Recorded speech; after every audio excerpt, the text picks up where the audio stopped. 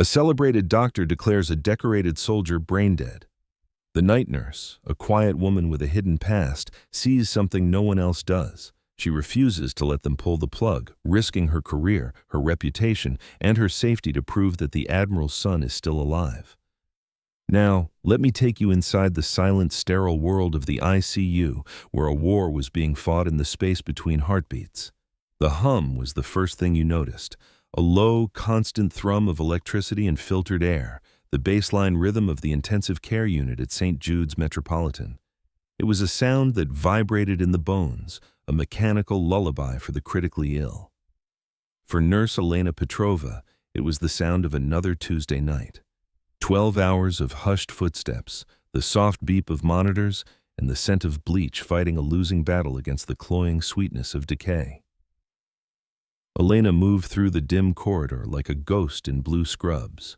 Her footsteps made no sound on the polished linoleum, years of practice, years of needing to be invisible. She was slender, with dark hair pulled back so tightly it seemed to pull at the corners of her observant gray eyes. She rarely spoke unless necessary, her face a neutral mask that betrayed nothing. To most, she was just part of the machinery, as reliable and unremarkable as the IV pumps she calibrated. They underestimated her. They always did. Her station was an island of organized calm in the center of the glass-walled pods. Charts were aligned with geometric precision. Pens lay in a perfect row. She scanned the digital readouts on the main console, her gaze sweeping across the vital signs of her 6 patients. Heart rate, blood pressure, oxygen saturation. A river of data that she could read as easily as a book. Pod 4 was her focus tonight. It was always her focus. Inside, bathed in the soft glow of a dozen machines, lay Lieutenant Commander Alex Sterling, son of Admiral Marcus Sterling, hero pilot, golden boy. Now just a body connected to tubes, his life measured in electronic blips. The official chart was thick, its story stark. A fall down a flight of stairs, a catastrophic head injury. Multiple assessments by the hospital's chief of neurology, the eminent Dr. Alistair Finch. The diagnosis was unequivocal. Irreversible cessation of all functions of the entire brain, including the brain stem. Brain dead. The words were a death sentence stamped in official ink.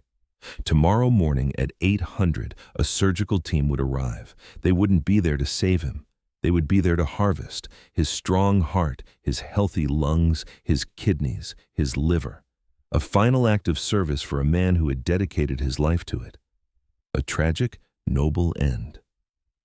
Elena stood just outside the glass, her hand resting on the cool metal of the doorframe. She looked at the man in the bed. Even in this state, you could see the strength in the line of his jaw, the breadth of his shoulders under the thin hospital sheet. A small, perfectly stitched scar cut through his left eyebrow, the only imperfection on a face that could have been carved from marble. The chart said he was 34. He looked younger.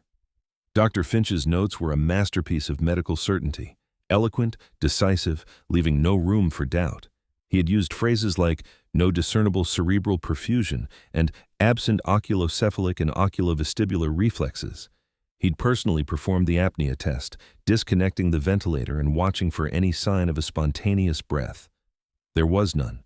His conclusion was a final, brutal nail in the coffin. Finch. Elena's jaw tightened infinitesimally. The man walked the halls like a feudal lord surveying his domain. His suits were immaculate, his shoes shone with a blinding gloss, and he trailed a cloud of cologne so expensive it felt like an assault. He smiled like a man of God and had the eyes of a predator. He treated the nursing staff like furniture, useful but inanimate. He'd barely glanced at Elena when he'd swept in for his final confirmation that afternoon, his voice smooth as expensive whiskey as he dictated his fatal assessment. A terrible tragedy, he had murmured to his resident, loud enough for everyone at the nurse's station to hear. But his sacrifice will give life to many others, a true hero, to the very end. Elena had felt a cold knot tighten in her stomach. It was too neat, too polished. She pushed open the door to Pod 4. The air inside was colder, the hum of the machines more intimate. The primary ventilator hissed a gentle, rhythmic sigh, breathing for the man who could not. Elena's eyes went to the main monitor. Everything was flatlined, just as the chart said. No electrical activity from the brain. A flat, dead line on the EEG. Her routine was a ritual, a series of small, precise actions honed over 15 years. She checked the IV lines, ensuring the saline drip was flowing at the correct rate. She examined his skin for any sign of pressure sores. She checked the catheter bag, all the mundane, essential tasks of keeping a body viable. But with Alex Sterling, she did more. She watched. She didn't just look at the monitors, she looked at him. She observed the texture of his skin, the minute shifts in color, the way the light from the hallway caught the fine hairs on his arm. Her training was not just from nursing school, it was from another life, a life she never spoke of, a life spent in sand-colored fatigues in places that didn't appear on any public map. There, she had learned that machines lie, that data can be incomplete, that the only instrument you could ever truly trust was your own honed perception. She leaned over him, her gloved fingers going to his neck to check the position of the central line. As she did, she spoke to him, her voice a low murmur, barely disturbing the air. "Okay, Lieutenant Commander, just checking your lines." She paused, her eyes fixed on his face. She'd been doing this for 3 nights now, talking to him, watching, waiting for something that logic and medicine said was impossible. Tonight, she saw it. It was nothing. A flicker. The barest, most infinitesimal tightening of his left eyelid. It was so small, so fleeting, a moth's wing beat in the dark, that anyone else would have dismissed it as a trick of the light, a random nerve firing in a dying corpse. But Elena didn't. Her breath caught in her throat. Her own heart hammered against her ribs, a frantic counterpoint to the steady artificial rhythm of the machines. She froze, every sense screaming. "Don't imagine it. Don't want it so much you create it." As she leaned closer, her face just inches from his. The smell of antiseptic soap and the faint, warm scent of his skin. She kept her voice in the same low, calm register. "Alex, my name is Elena. Can you hear me?" Silence. The ventilator hissed. The heart monitor beeped its steady metronomic beat. Nothing. The eyelid was still. Had she imagined it? Was the stress, the long hours, the oppressive finality of this case finally getting to her? She was a professional. She did not get emotional. She did not see ghosts in the machine. She straightened up, forcing herself to take a slow, controlled breath. She turned away, busying herself with the IV pump, her fingers moving with practiced efficiency. She was being foolish. Dr. Finch was the expert. The tests were conclusive. But the image was burned into her mind. That flicker. It felt real. It felt responsive. She finished her checks and stepped back out of the pod, pulling the glass door shut with a soft click. She returned to her station, her composure a carefully constructed fortress. But inside, a rebellion was starting. For the next hour, she did her rounds.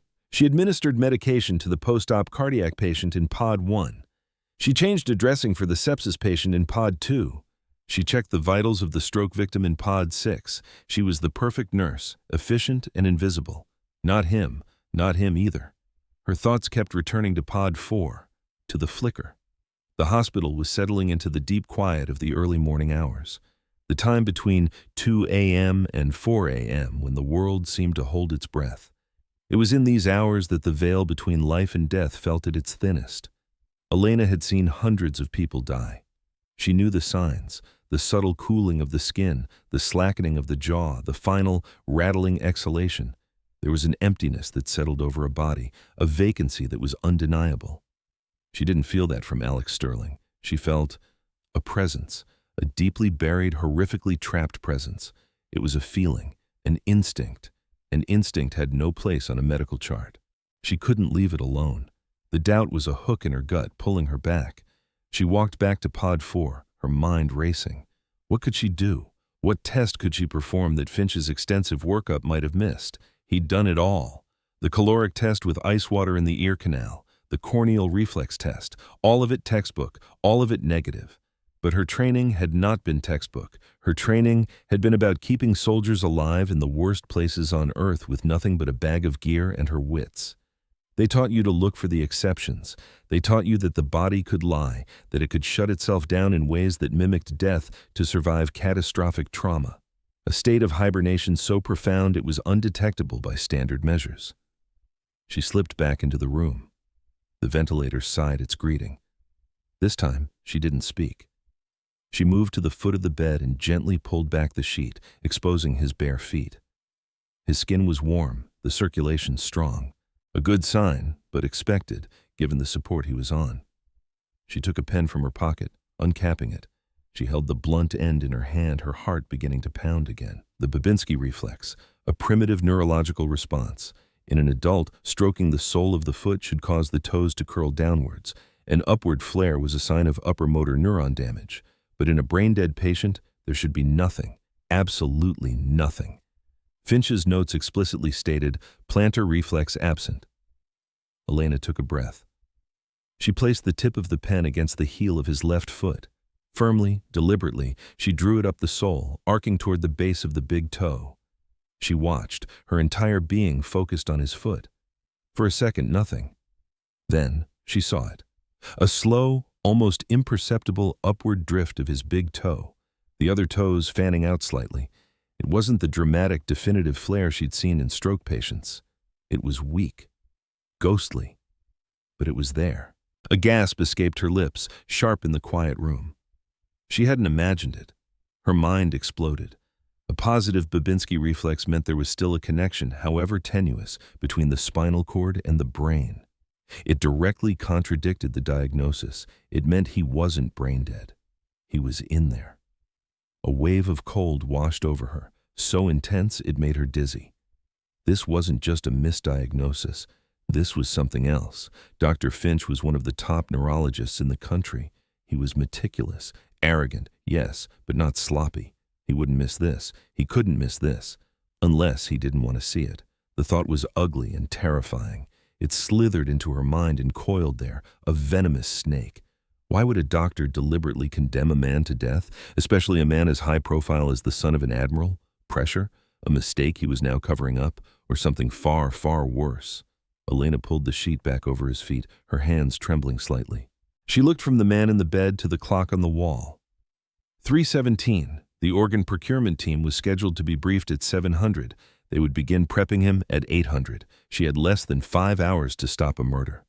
Her first instinct was to call a code, to get another doctor, any other doctor, to come and see. But who would listen to her? A night nurse contradicting the hospital's star neurologist? They would think she was hysterical. They would sedate her before they even looked at the patient. Number. She had to go through the chain of command. She had to report her findings directly to Dr. Finch. Her stomach twisted into a knot of pure dread. She knew exactly how he would react. She could already hear his condescending tone, feel the sting of his dismissal. He would crush her. But she had no choice. It was protocol, and more than that, it was her duty. Not just as a nurse, but as the person she used to be, the person who never, ever left a man behind. She walked out of the pod, her steps now firm, her purpose clear. The fortress of her composure was rebuilt, this time not out of habit, but out of necessity. She went to her station, picked up the phone, and paged the on-call neurologist. It was a formality. The system would automatically route the urgent page to Dr. Finch's personal cell. He insisted on being the only point of contact for this particular patient. She stood by the phone, waiting, her hand resting on the receiver. The hum of the ICU seemed to grow louder, a snarling beast waiting to see what she would do next. The phone rang, shrill and sudden. Elena picked it up on the first ring. "This is Nurse Petrova, ICU. This had better be a matter of life and death, nurse." Dr. Finch's voice was a low growl, thick with sleep and irritation. Elena's throat was dry. She swallowed. "Doctor, I'm calling about the patient in Pod 4, Alex Sterling." A heavy sigh on the other end of the line. "What is it? Did his heart stop?" "The procurement team has been notified. We need to maintain viability until 0800. "No, sir. He's stable." She took a breath. "Dr. Finch, I have observed a neurological response." Dead silence. For a moment, she thought the line had been cut. Then, a soft, dangerous chuckle. "A neurological response? Nurse. Petrova, is it? Are you new? Sometimes the stress of this environment can play tricks on the eyes." The condescension was exactly as she had predicted, a thick, sweet poison. "No, sir. I observed a positive Babinski reflex on the left side. It was faint, but it was present. I also believe I witnessed a responsive eyelid twitch earlier in my shift." "You believe you witnessed it?" His voice was laced with mocking disbelief. "And you performed an unordered diagnostic test based on this belief? Do you have any idea how many times I have personally assessed this patient? How many objective, conclusive tests have been run? The EEG is flat. There is no blood flow to the brain. The man is a corpse being kept warm by a machine, nurse. Your job is to monitor that machine, not to play doctor." Elena's knuckles were white where she gripped the receiver. She kept her voice steady, a monotone of professionalism. "With all due respect, sir, the Babinski reflex is a significant clinical finding that contradicts the current diagnosis. I believe he requires immediate reassessment." "You believe?" Finch's voice was no longer mocking. It was cold, hard as granite. "Let me tell you what I believe, Nurse Petrova. I believe you are dangerously out of your depth. I believe you are letting sentimentality cloud what little judgment you possess, and I believe you are one step away from losing your license for gross insubordination. Are we clear?" Humiliation washed over her, hot and sharp. He was twisting her clinical observation into an emotional failing. He was painting her as a hysterical woman. It was a classic, brutal tactic. "Sir, I saw what I saw," she said, her voice dropping to a near whisper. "What you saw was a spinal reflex, a meaningless residual nerve firing that is not uncommon in these cases. You are an ICU nurse. You should know that." He was lying. A Babinski reflex was not a simple spinal reflex. It was a clear indicator of corticospinal tract function. He knew that, and he knew that she knew it. He was daring her to challenge him further. A cage of her own paranoia was snapping shut around her. He wasn't just dismissing her. He was actively covering the truth, building a wall of medical jargon and intimidation. "Now," Finch continued, his voice dropping to a menacing purr, "I'm going to go back to sleep. When I arrive at the hospital at 700, I expect to find that you have done your job and nothing more. You will not speak of this to anyone. You will not document your little discovery in the official chart. You will monitor the patient's vital signs and ensure he is ready for the procurement team. If you deviate from these instructions in any way, I will personally see to it that you never work in a hospital again. I will have your name blacklisted from every medical facility in this state. I will make you untouchable. Do you understand me, nurse?" The threat hung in the air, explicit and absolute. It wasn't just her job he was threatening, it was her entire life. She thought of the small, quiet apartment she came home to every morning, the life she had painstakingly built for herself, a life of peace and anonymity, far away from the violence of her past. He could shatter it all with a single phone call. Fear was a cold hand gripping her heart. She was alone, powerless. "Yes, doctor," she heard herself say. The words tasted like ash. "Good." The line went dead.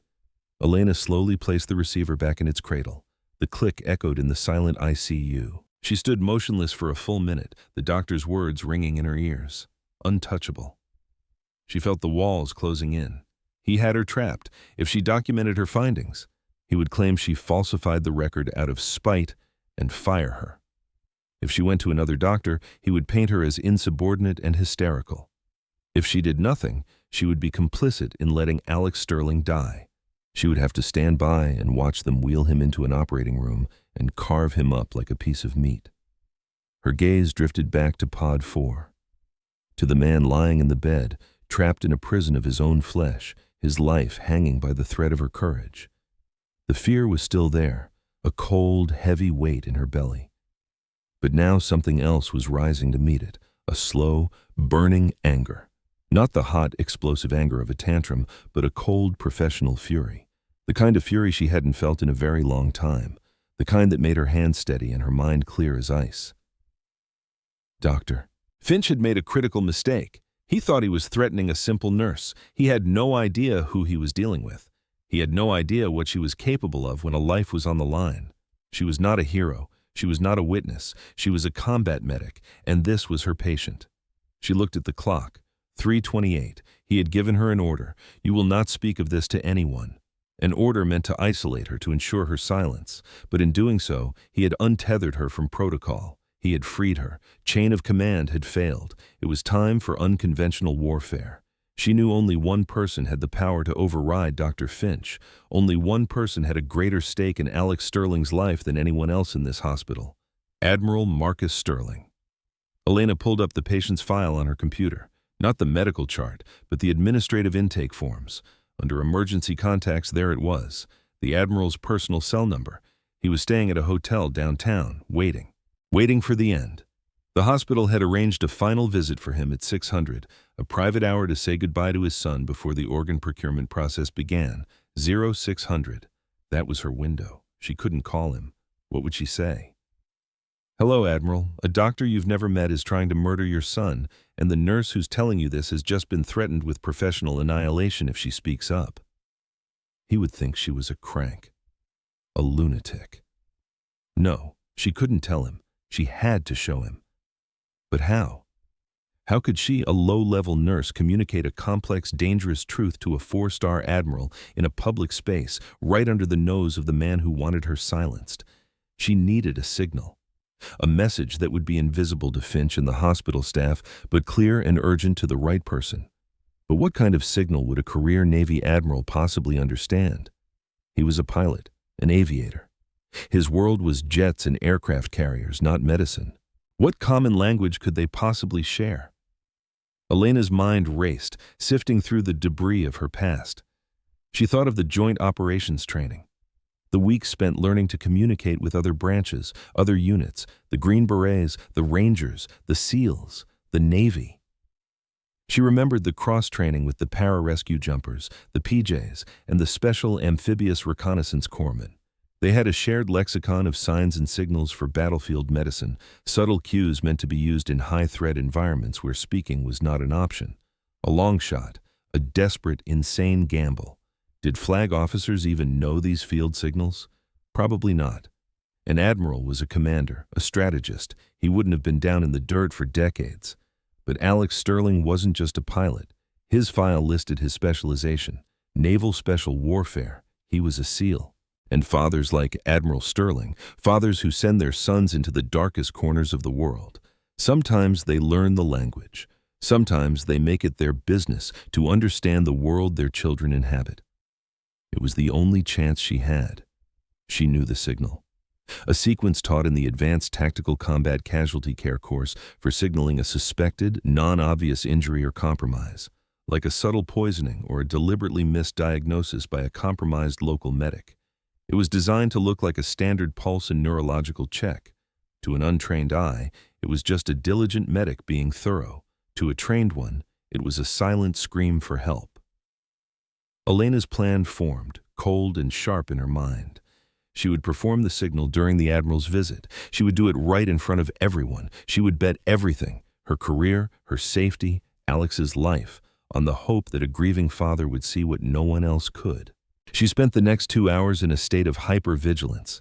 She performed her duties with robotic precision, her face a blank canvas. Inside, she was a coiled spring.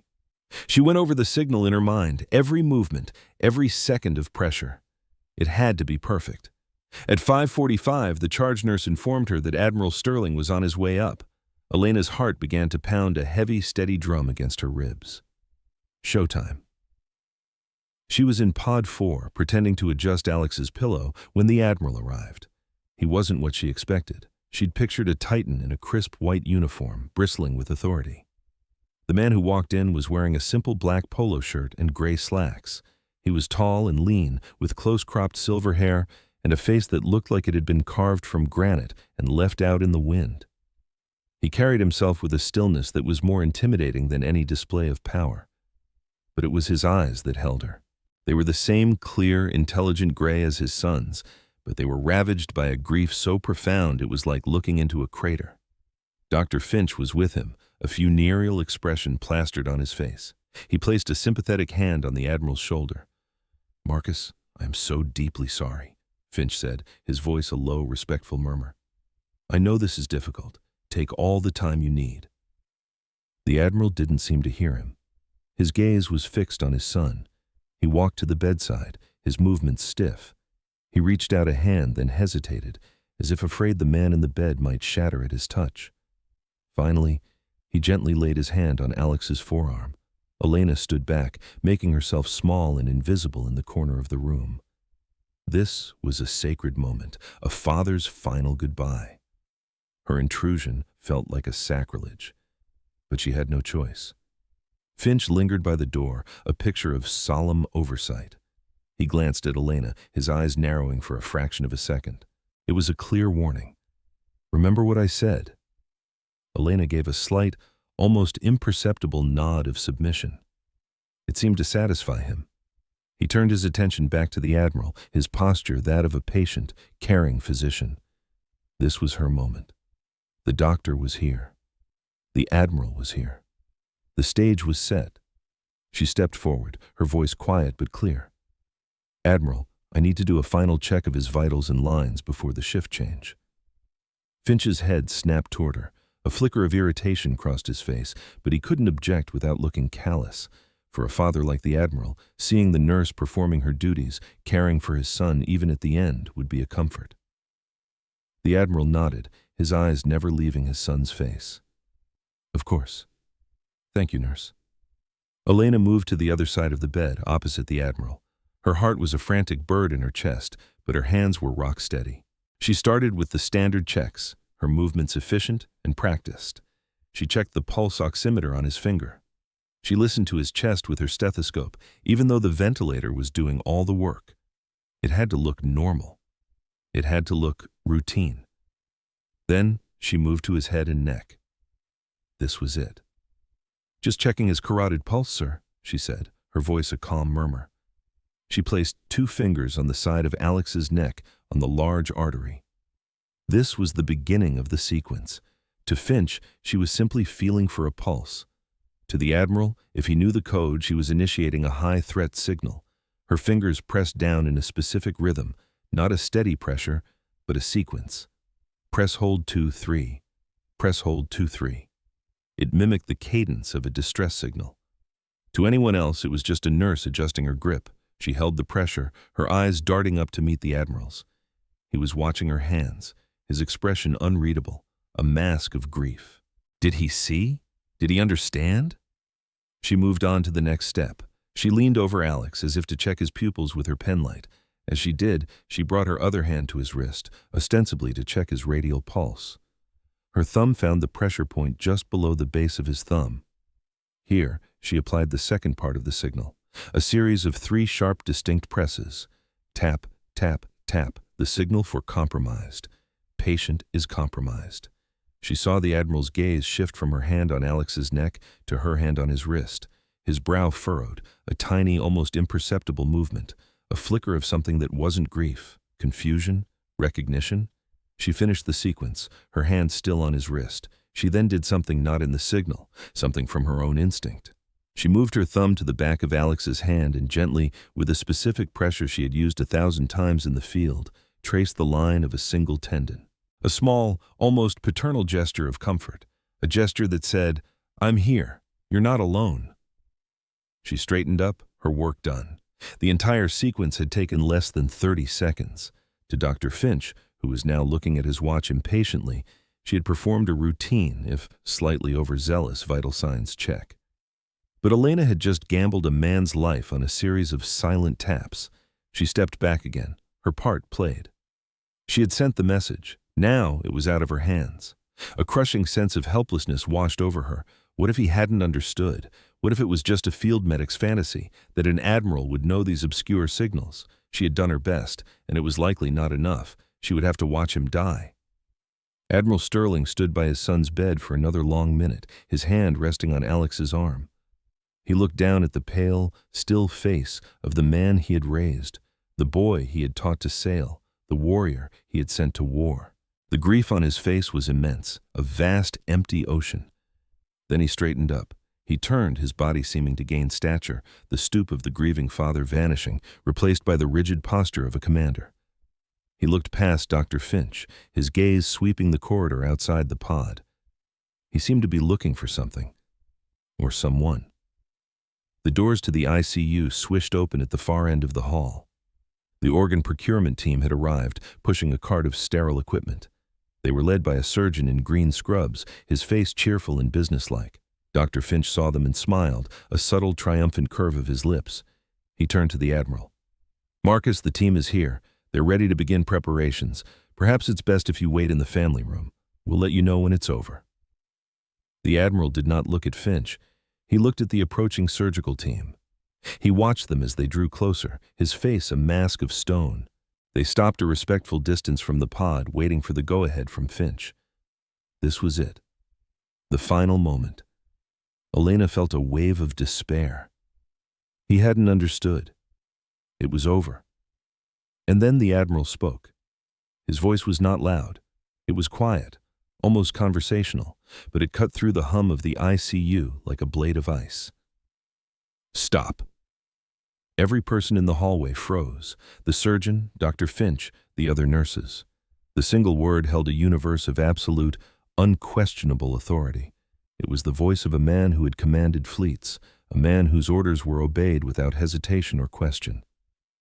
Dr. Finch turned to him, his smile faltering. "Marcus, is everything all right?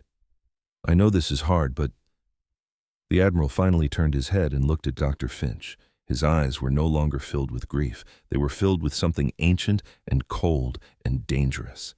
It was the look of a predator that has just identified its prey. "I said stop," the Admiral repeated, his voice dropping even lower.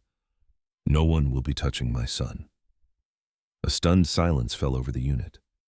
The procurement surgeon looked confused, glancing from the Admiral to Finch. Finch's face was a mess of confusion and burgeoning panic. "Marcus, I don't understand. We discussed this. The papers are signed. Alex's wishes." "My son is not dead," the Admiral stated. It was not a hope. It was not a plea. It was a statement of fact. Finch's shoulders tensed like an internal switch had been flipped. The mask of the caring doctor fell away, replaced by pure, unfiltered arrogance. "Admiral, with all due respect, you are a layman. I am the medical expert here. Your son has undergone a battery of tests. I have personally confirmed the diagnosis. He is gone. You are in denial. It's a natural stage of grief, but you cannot interfere with this." He took a step toward the procurement team, raising his hand to wave them forward. "Let's proceed." "I don't think so." The Admiral's voice was flat. As he spoke, two men stepped through the ICU doors. They were not doctors. They wore civilian clothes, but they moved with a quiet, disciplined economy that screamed military. They were broad-shouldered, sharp-eyed, and they flanked the entrance like sentinels. Behind them, a third man entered. He was older, with a kind, weathered face, and he carried a black Pelican case. A doctor, but not one from this hospital. Finch stared at the men, his mouth slightly agape. "Who are you people? This is a restricted area." The Admiral ignored him completely. He turned his head and his gaze found Elena in the corner of the room. His gray eyes locked onto hers. For the first time, she saw a flicker of acknowledgement, a silent message of thanks. "Nurse," he said, his voice clipped and precise, "you will show my doctor what you showed me." Vindication. It washed over Elena in a dizzying wave, so potent it almost buckled her knees. He had seen. He had understood. Her impossible gamble had paid off. She stepped forward, moving past the astonished Dr. Finch as if he weren't there. She felt a surge of adrenaline, the cold, professional calm settling over her once more. She was no longer a lone, frightened nurse. She was part of a team. She was an asset. "This way, doctor," she said to the newcomer, her voice steady. The military doctor nodded, entering the pod with her. The two men in civilian clothes moved to block the doorway, their expressions impassive. They were a human shield made of silence and authority. Finch was sputtering, his face turning a blotchy red. "What is the meaning of this? You can't just bring in an outside physician. This is a gross violation of hospital protocol. I am the chief of neurology." "Security!" One of the sentinels by the door looked at him, his expression utterly bored. "Security has been instructed to stand down, sir." Finch's jaw snapped shut. His eyes darted from the impassive guards to the Admiral, who was watching him with a look of pure contempt. The trap had been sprung, and Finch was just now realizing he was the one inside it. Inside the pod, Elena wasted no time.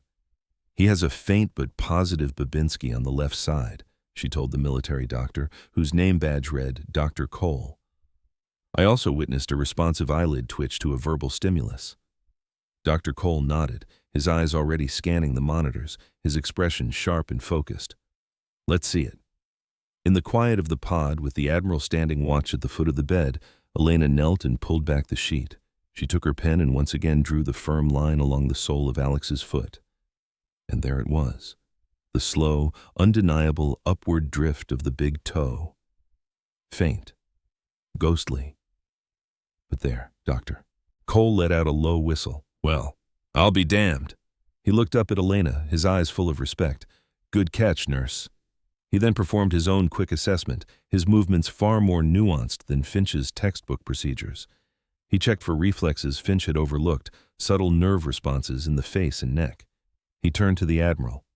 Sir, she's right.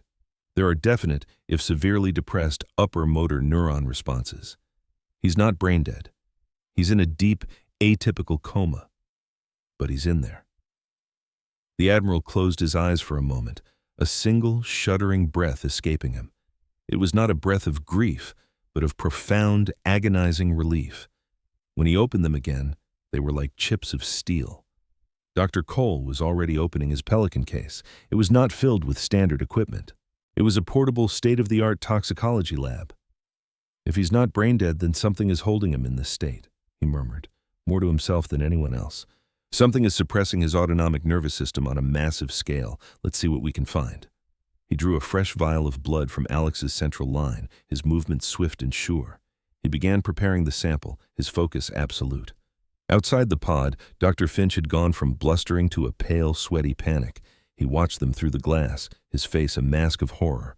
He knew what they were looking for. He knew what they would find. This is outrageous, he tried one last time, his voice cracking. I will not have my diagnosis questioned by military quacks. I'm calling my lawyer. I'm calling the board. You should call your lawyer, Alistair, the Admiral said, his voice soft and venomous. He had used Finch's first name. The pretense of professional courtesy was gone. You're going to need him. As if on cue, two more figures appeared at the end of the hall. They were not military. They were detectives in ill-fitting suits, their badges clipped to their belts. They walked with the slow, deliberate tread of men who were about to ruin someone's life. They conferred quietly with one of the Admiral's men, then walked directly toward Dr. Finch. Finch saw them coming and his face crumpled. The arrogance, the authority, the carefully constructed persona of the brilliant doctor, it all evaporated, leaving behind a terrified, cornered man.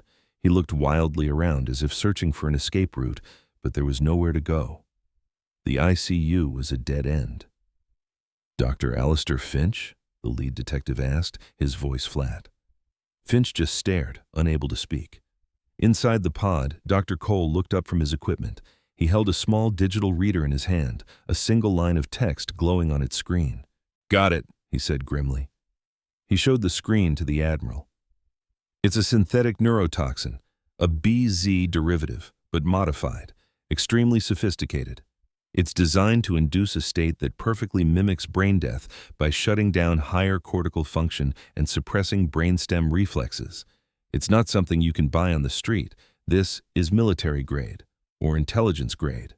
The final piece of the puzzle clicked into place. This wasn't a medical cover-up. This was a targeted assassination attempt. Someone wanted Alex Sterling dead, and they had paid Finch to make sure it happened under the cover of a tragic accident and a legitimate medical procedure. The Admiral looked from the reader to Dr. Finch, who was now being read his rights, the man who had smiled and offered condolences while planning to have his son's organs harvested. A cold, silent rage emanated from him, more terrifying than any shout. The charge is conspiracy to commit murder, the detective was saying. As they put the cuffs on him, Finch finally broke. It wasn't my idea, he shrieked, his voice shrill with terror. They made me do it. They paid me. You have to understand.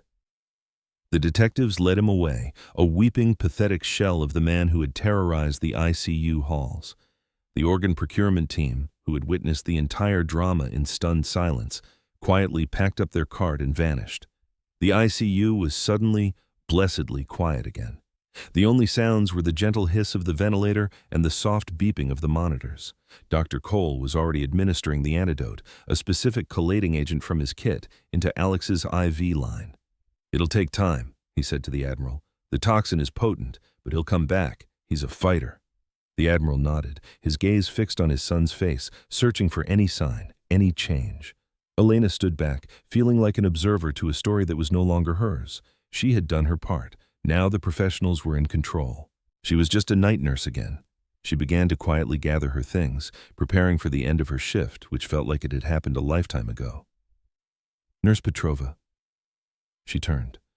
The Admiral was looking at her. The two military men and Dr. Cole had given them space, a silent, respectful bubble of privacy. "Sir," she said quietly.